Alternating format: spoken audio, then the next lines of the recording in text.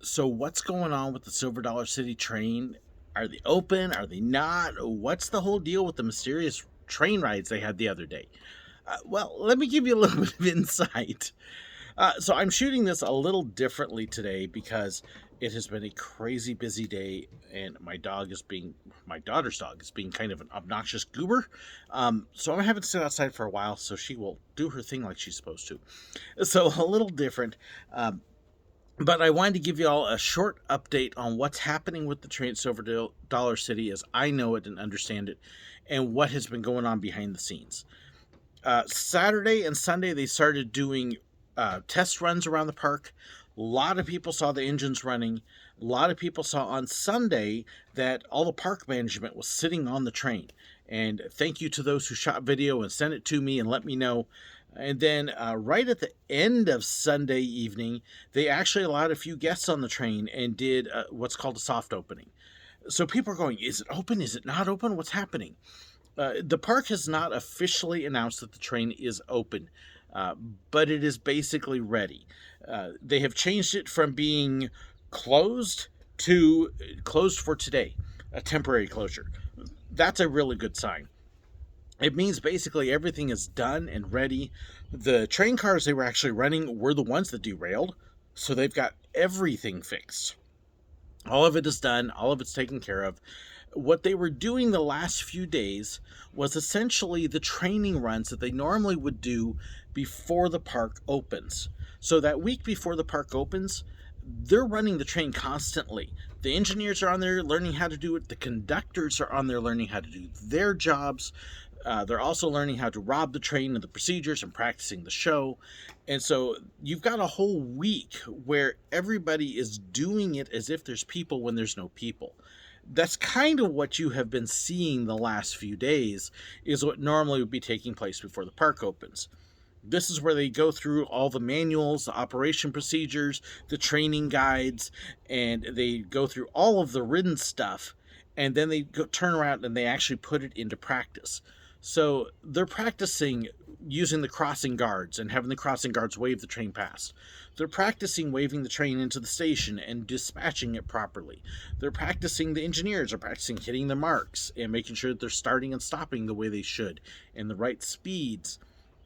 They're doing all of that as practice, and unfortunately, because of the way schedules work, they're having to do it in front of all the guests when the park is open instead of that week before. But that's basically what you are seeing, is everybody is learning their job, they're getting it down.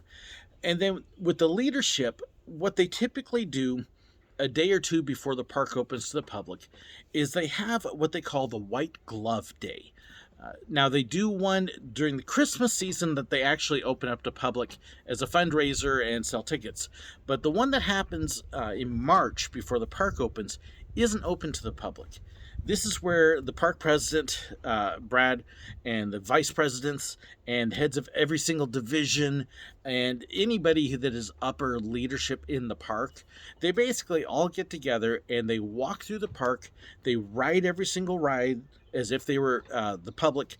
They walk into every shop, they check the restaurants, and they basically go through and they make sure that the park is ready for everybody.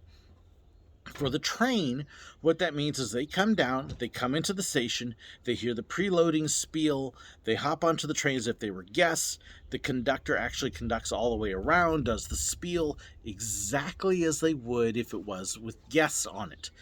They do a little bit shorter version of the robbery show out there, and then they bring the train all the way back. So when you saw the people, the leadership riding the train, that was the white glove inspection.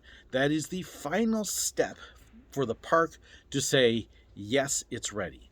The safety guys are all on there. The maintenance guys are on there. Anybody that has any sort of approval at all that has to be given for that train to run, they were all on that train ride.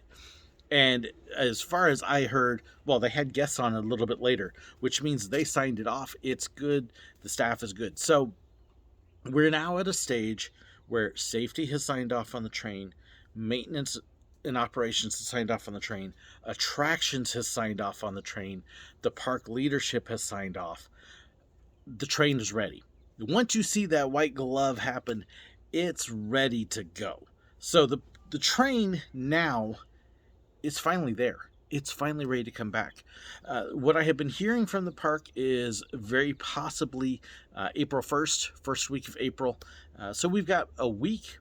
There's a good chance, I don't know, but I would say if they soft opened Sunday, they may very well be open off and on over the course of the next week just to make sure everything's ready. But yes, they're ready to go. And I'm pausing because my wife is calling, so I'll answer that in a minute. But look forward to the train coming back. Frisco Silver Dollar Line is finally here. It's ready to go for the year. We still don't know what happened with the derailment. May get an announcement on that later, but welcome back, Frisco. Hope you all have a great time. I'd love to hear your feedback too. Did you see the train running? Let me know. Thanks so much for watching, everybody. Hope you enjoyed this quick little video out there, and we'll talk to you later. God bless.